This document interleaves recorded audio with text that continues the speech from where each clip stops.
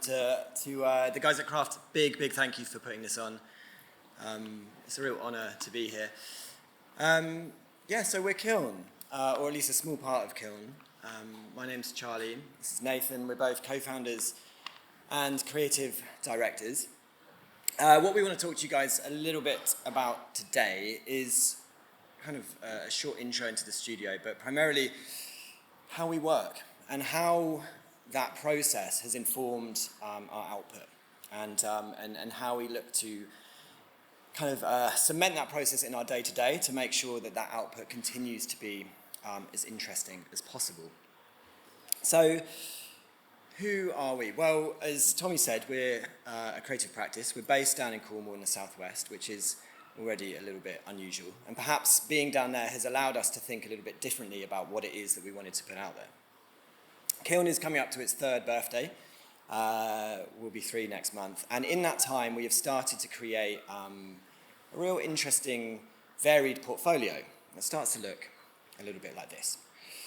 And why we quite like this variety is because it allows us to do all the fun things that we've always wanted to do.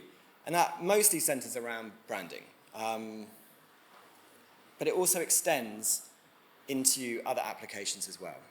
I think when we started the studio, we were quite known for the motion work that we do. And we like to bring brands to life through films, as you can see up here, through interactive experiences, like websites, apps, and things like this. And throughout this kind of variety, we started to kind of step back and go, right, what exactly is it that Kiln does? We're not really a branding agency. We're certainly not a motion design studio, and we have no intention of becoming a digital design practice. And this isn't great business acumen, because I think when you start a studio, or any business for that matter, the advice we often hear is to niche down and to make it incredibly clear what it is you're offering and who you're offering it to. Whereas Nathan and I thought, that doesn't sound like much fun. So we decided to kind of look at this work differently and start to categorize it not necessarily by who it is we work for or the type of work we output, but instead perhaps by the way that we work instead and the feeling that we want to evoke. And that started to lead us here into this idea of lifeful design. And that's something that we've been working with probably for the last 12 to 18 months, as it starts to become that thread that really runs through all of our projects. It's a thing that we start every project with, and it's a thing that we kind of keep trying to adhere to as the project continues. How does it feel lifeful? How do we connect to it as human beings? One of those reasons is, of course, that it moves, tends to be quite a big part of what we create, but it's also about an intrinsic idea, something that we truly connect to. And put simply, lifeful design is really about creating work that resonates with the world that we live in, work that we can look at as human beings and see something in it that we think, oh, I can kind of see a little bit of myself in that. Maybe we're not quite sure why that is, but it's working. And I think with brands nowadays, audiences are fickle. They can kind of pick you up and drop you at a moment's notice. And so creating that emotional connection is really important. We've come up with this sort of idea of emotional durability, that we can come back to something time and time again because there's a core idea in there that really strikes a tone with who we are. So lifeful design is really about sort of what we put out there in the world. And today we wanted to talk a little bit about how we start to end up at that moment. So for that, I'm going to hand over to Nathan. For sure. So that brings us to our topic for today, which is design for serendipity.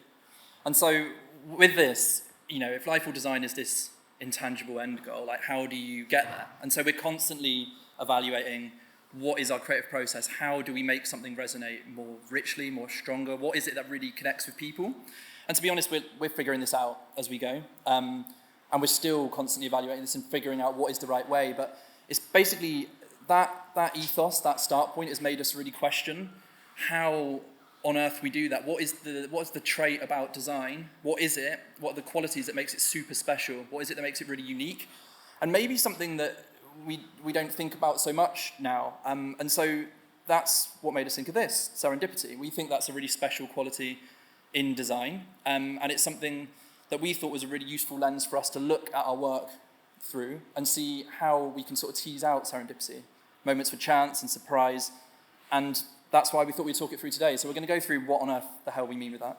And then we're also going to say, we'll go through some work and see how on earth we can tease out moments for serendipity as well.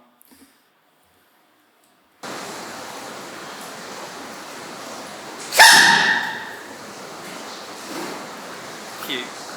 So this guy, like this guy, serendipity is a nice word, right? It's lovely, but we don't always like surprises. Surprises are sometimes bad, right? Chance, luck, the unknown, like we hate it. That's like, why do we want to do that? And so we often end up over here with things like this. This is maybe for quite a lot of the experiences that we lead now, especially in our more digitally oriented age, convenience and efficiency is the North Star. And that makes total sense because we need to make decisions quickly. We want familiar patterns, familiar structures for things that we just get it, we know how it works, we can make a decision quickly. And it's predictable. But the thing is if you create communication design and brand designs off the back of this basis, that's quite good. But is there something that's missing? What is there in this sort of monotony of the things that are perfectly familiar? Where's the thrill of something that's maybe a little bit more unexpected? Where is it that sort of moment where you go, oh, what are the chances? Or, oh, that really hit me different, and the things that really stick with you. And so that's what we want to look at today. The thing is like that's all well and good saying it, right? But like that's intangible serendipity. Like how on earth do you do that? So to look really at that, we decided to pick out this project, the RTS Cambridge Convention. One reason is because that's what we're mainly known for. The second reason is because this was the first time that Charlie and I put all of the theory that we had in place into practice. Like this was one of our first projects. We said, all right, okay, we want to set up a studio, we want it to represent this. We had all these like ideas and thoughts, and then we thought, well, all right, shit, we've got to do something about it now. So this was the first opportunity that we were luckily given to do this, and we were given the trust with RTS Cambridge Convention to start to put this into place. And so along the process of this project, there were a few opportunities that we felt were learning opportunities for us, really, to tease out serendipity, and moments where we had this opportunity to take on something that was unknown and we didn't know where we were going to end up, and figure out how to make something that was perhaps a little bit unusual or unexpected. So whilst we're going through this, we're just going to pick out pointers of things that we thought were learnings of how you can tease out serendipity through a project. The first thing is, I think this is obvious to everyone in the room, but creating space for the unexpected. We all know this. We all are aware of this as part of our process, but we've all got tight deadlines and small budgets sometimes, and we've all got these things that encroach on our creative process. And so sometimes we rely on a formula or something that we know is a trick that's going to work. And we go, all right, that'll sort of do it. And it's a little bit of a reminder that every now and again we just need to go, no, we don't really know what we're going to do here and where we're going to end up, and we need to allow the space for that. And with this project, that's what we were granted the opportunity to do. So I'm going to show, first of all, some of our early concepts for it. So this was exactly what we did with this project. The title, Too Much to Watch, was like a little bit negative, actually. A little bit of a negative title for this show. But it was all about this algorithmic sort of world that we live in, and the way that we're delivered content now, that we're delivered content from every angle, and it's sort of cookie cutter, and it sort of feels like, oh my God, what the hell am I going to watch? And so we were trying to figure out ways that we could tease that out. And we started with this idea of saying, well, okay, if we're getting delivered all this algorithmic content, what if the brand identity could be algorithmic? What if the identity could create itself and create the sea of too much content to watch, which is a nice idea, but we had no idea how to do it. So we were like, oh shit, what do we do now? So this is us trying to do this. So we're starting with messages and then trying to make them grow organically. So you can see in that little corner there, you can see like things growing off a shape and then maybe growing off some typography. We thought, oh, this is kind of interesting. We can kind of grow this algorithmically. And then we came to this. This was the sort of next point of it, where we were thinking, okay, well, we've got all these blocks of content, all of these bits that sort of represent too much to watch. Either the people speaking at the event, or maybe some of the topics around content and broadcast and media generally. maybe like some logos of the people involved and some of the faces of the people involved, and then we can take all of that and we can make all of these seas of content. So we've got, like, you can see the top left, bottom right, we've got these waves that come through. And then we can start pinning that to people as well. I don't know why we put it on Kendrick Lamar's face, but you can see that like we can start pinning it to people, and it can start following people around, and it can feel like it's lively and like it's reacting to people. So we started to get quite excited by this, and it ended up here. And this is where we sort of netted out. So we've got this typography, it comes up with the message, too much to watch, and then that starts to grow organically and start to flow across the screen. That then creates this sea of content over to here. And then in the bottom two examples, it can start to get really specific. So maybe if you're pointing someone right on a sign, it will come up and be like, oh, do you mean like a right-hand sign, or do you mean like a one-way sign or a cursor? And it starts to do that thing that we're so used to with AI now, where it starts sort of referencing itself and started creating new content off it. And then in the bottom right, maybe if there's a speaker coming up, you can really knock their confidence, and you can start generating different versions of their face that look kind of hideous. And so they feel awful getting on stage. And that was that was kind of why this one didn't work. It feels kind of like daunting. It's kind of scary to walk into. And so this was us like trying things out. Had no idea how we were going to get to this. We came to this, we were happy with it, but ultimately it was wrong. It didn't quite work. So I'm going to hand over to Charlie to talk about how it came together. Yeah, I guess that is part of the joy of doing something unexpected. You're not always going to get it right. And there are parts of this that we really enjoyed, and we thought we were very clever for coming up with such a smart identity system. But when you step back and you look at it, for an event that's about this slightly dystopian world of too much content, I'm not sure this identity is really going to settle any nerves. So we thought, how can we take the same approach to creating work and maybe create something a little bit more joyful or optimistic? So we went back to the kind of original brief, this idea of there being too much of something in a small space, and how do we start to navigate that? So again, not really knowing how we were going to communicate this, but being graphic designers first and foremost, maybe type would be a good place to start. So we thought, well, how can we use type as a way to communicate this idea of sort of claustrophobia, of filling up a limited resource, and ultimately, kind of at a glance, looking like there is too much of something. So we're reasonably handy with pieces of motion software, but we're not motion designers. We know a little bit about how to use Cinema 4D, and we're interested in different pieces of software. So with that curiosity, we can go, cool, all right, well, we know there's a tool in cinema that can maybe do this a little bit. We're not great 3D artists, but if we can inflate some typography and we can put it in a small box and we can move it around a little bit, what does that feel like? Well, that starts to feel quite evocative. We start to get some clear ideas from there of like maybe how this can start to come together.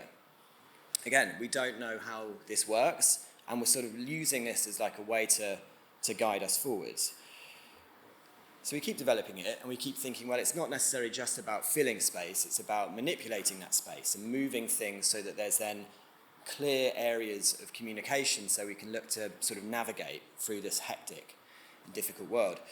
And again, like, this is sort of early stage stuff, and looking back and knowing where the identity finished up, we're quite happy to say that we don't think this looks very good, but that's fine because we can already see that the idea is starting to take shape.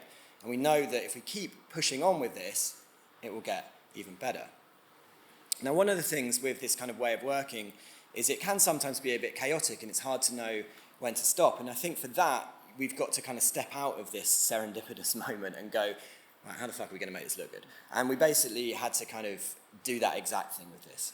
So finding those quiet moments, those moments that express the intention of the event rather than necessarily the problem. We find ways to communicate the solution. And we did that by creating something that we created essentially like a more toned down version of the accompanying typeface, these moments of quiet that sat alongside these moments of chaos. And whilst this is still far from the final identity, I think it's nice to look back at these kind of early sketches and go, well, there's definitely parts of that finished identity nestled in here somewhere.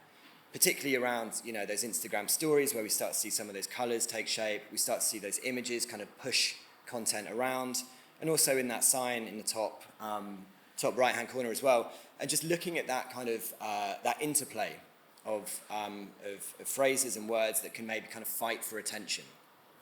It was also a shame to kind of leave a few things behind. And you can see that here. I think one of our favourites was with the cursor sort of navigating through these words as well. And ultimately, it didn't feel quite as much fun as the rest of it. Now, one of the other ways that we sort of like to work through this process as well is to not overly refine things. And I think that's really difficult as brand designers, as graphic designers, as motion designers, that things have to be perfect. Or in our mind, perfection is kind of suspicious because the things that we resonate with as human beings are far from perfect. I think we look at things and go, well, that's got a little bit of me in it, and we all know we're far from perfect. So how do we kind of get around that whilst creating something that felt crisp and thoughtful and considered? Well, I think that was the joy of using a tool like Cinema, using these 3D software and playing with sort of simulated physics, is that you can kind of dial in some numbers and watch something happen. And I think that that's the bit of luck that we're kind of hoping to grasp, to capture, by simply kind of shoving something over to one side and just seeing how those letters interact. Like, we're not planning that. We almost create the rules, and then we look to inject these moments of surprise. So if you're at the event, you maybe see, stuff getting pushed over from the left or the right, and just as you get used to that, then something comes out from the middle. And it's just finding those little moments of surprise and delight, and then looking at the joy of how those inflated letters react around that gave this identity so much character. Now, at this stage, I think it was fair to say that the presentation to the client was going very well. And there's always one thing, I think, in branding that we try to avoid, and one of them is creating anything that looks like a hate symbol, and the other is creating anything that looks like some genitals. And unfortunately, someone, there's always one, isn't there, pointed out, does anybody think that T looks a little bit suspicious? And we thought, well, okay, how hard can this be? Like, how difficult a problem really is this? Like, I'm sure we can look to hide this somewhere. And it wasn't until we went back to looking at one of the main applications, which was a big screen that would sit behind some of the most powerful people in media, where we started to kind of notice that there was a giant throbbing T at the very heart of all of this.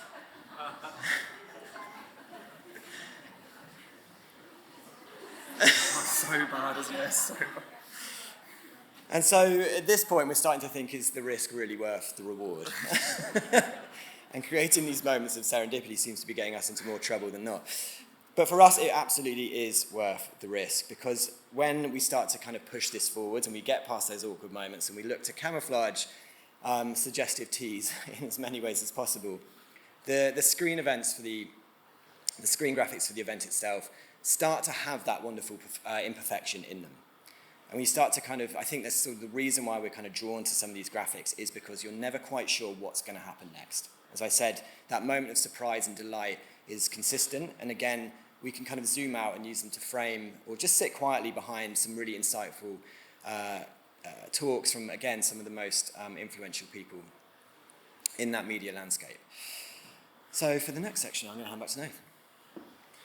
And so the next thing that we learn along the way with this project is, of course, that brands live and breathe. I think sometimes we kind of forget that a little bit. Like, we see things wrapped up in a case study, and it all looks all buttoned up, and it's all really slick and really tight, and it just looks so clean and perfect. But with this project, it was an experience that people walked into. They were going to be surrounded by these big, bubbly letters. And so it was a real point that we couldn't just stop at just a logo and just a set of colours and just that sort of surface level. We had to go really deep and really figure out how someone's going to pick this identity up, how they're going to flick through something that features this identity, how they're going to be surrounded by it.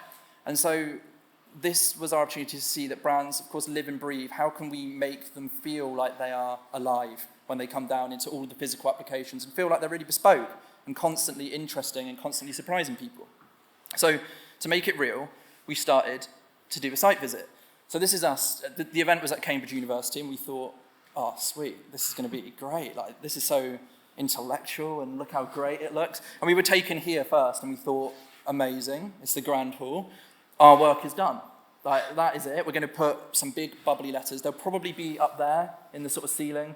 That's it. And then we'll be done, and it's all good. And they showed us that, and then went, yeah, cool. Anyway, look, we're going to take you to the space that it's actually in, which is just around the corner at the other place. And they took us here, and we thought, oh, for fuck's sake, like, there's the sign is offensive to graphic designers. Just go that way. And then that in the background, there's a leak, because it was raining that day, and so the ceiling was sort of just leaking a bit. And so we thought, oh shit, we've got so much work to do. Like, this is actually what the space looked like that we were going into.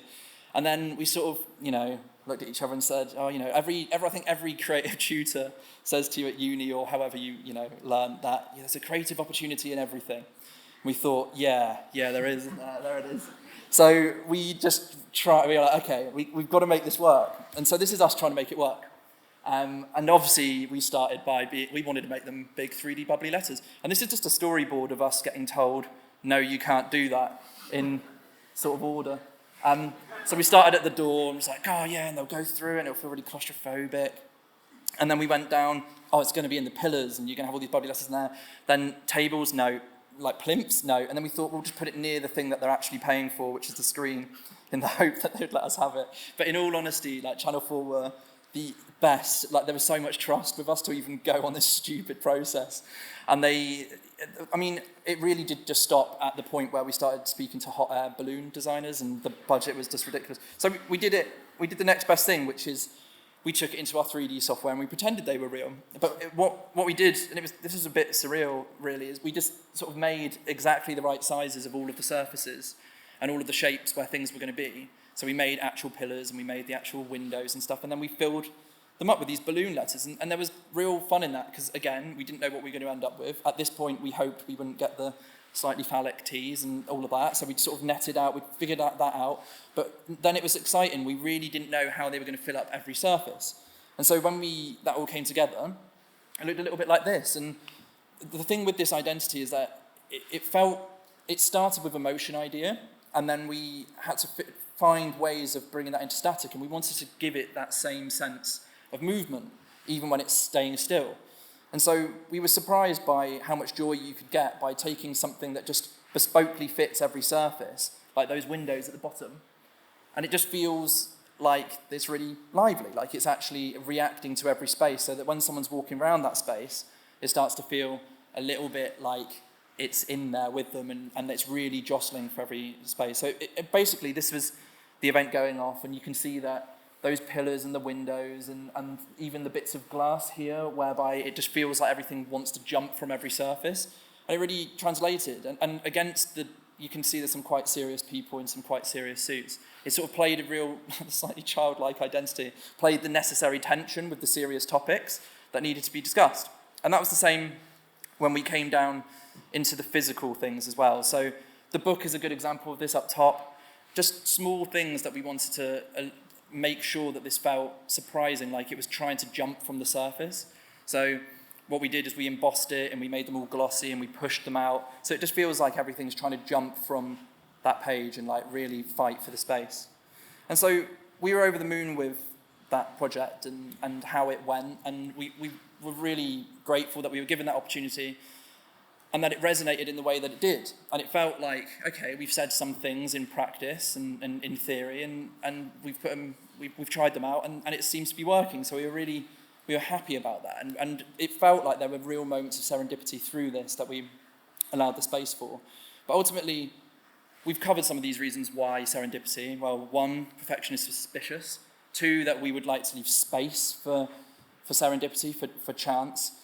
And 3, that brands are all living and they're breathing, they're always moving. But what it really comes down to at its core is really something that's like Design 101, really. That for us, if you leave that space for serendipity, then you'll come up with unexpected outcomes, as simple as that. And then if you allow that space for serendipity in design, we think that enables the experiences that we design to be richer. They're more nuanced, they have more detail, more layers, and ultimately they draw people back time and time again, because people will find something new, find something that relates to them, and they'll be able to take that brand not as just a standalone thing that we just look at, but they'll participate with it two-way. They'll take it on, they'll take it into their own life and make it their own things and react to it in their own way. And so that's why we feel that then has that emotional durability to last a really long time. And so that list at the beginning of convenient and efficiency and optimized and algorithmic is all great and all necessary. We need this because that helps us pick out structures and patterns and narratives that we all understand, and those sort of shortcuts to to the way we build up meaning, but if we can allow a little bit of space for serendipity, we think on this rainbow-coloured background, that we'll maybe find something that maybe hits different, or surprises, or delights, and ultimately resonates as well. So, thanks very much.